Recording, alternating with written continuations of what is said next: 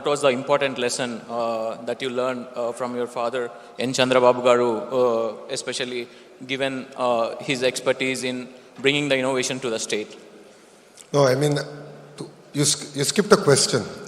So which is... You didn't let me answer the first question yet. And I love questions. So, I mean, to be honest, victory was certain. But I think this kind of mandate took everyone off guard.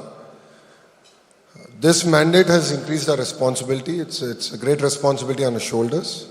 We take it with all humility. There are a lot of aspirations that people of Andhra Pradesh have. And as a government, we really need to be focused on delivering on those aspirations. So I think we're going to meet midways in terms of delivering on that. And in terms of my lessons from my leader, is to be very patient and perseverant. If you see in his entire political journey, it's had great highs and great lows. He takes his highs as he takes his lows. And for me, that's been a great lesson. And that's what I've learned from him, and that's the way I've taken my political journey also. Wow, that was good. Today I had an incredible opportunity to spend time with you, Lokesh Garu. So some of the things what I've observed is like you're a straight shooter in terms about how you compose yourself when you're talking about investments.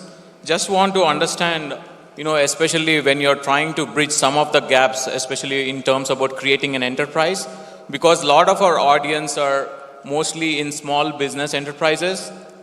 So when you graduated from Stanford and went back to India, you had a role at Heritage as a director.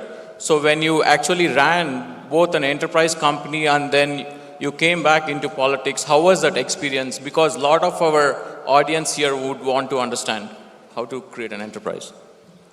I think that's a very good question. They're quite stark, they're quite different. In the private sector, when you are the boss, you decide the direction, you understand the journey, the results speak for themselves. If 1 month you miss something, you know where to correct. I think politics, you only get elections once every 5 years at the state level. So it gets very difficult to figure out whether you're in the right trajectory.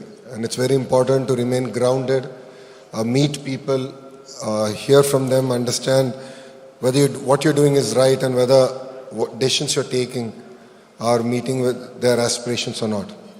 So for me, that was very, very important. I think both journeys are mutually exclusive, but one thing I have learned being in the private sector and now in politics is building your team. You need to decide early on who can take you to a logical conclusion. I mean, who will be part of your journey. I think that's very important because when I joined Heritage, we had a crisis. Things were not good. We were losing a lot of money because of our retail expansion. Dairy was not bringing in that much of profit. So I had to decide early on the direction, trajectory of the business. Then I had to figure out whether the leaders believed in that vision or not. And based on that, I had to take decisions. I think politics is all about that also.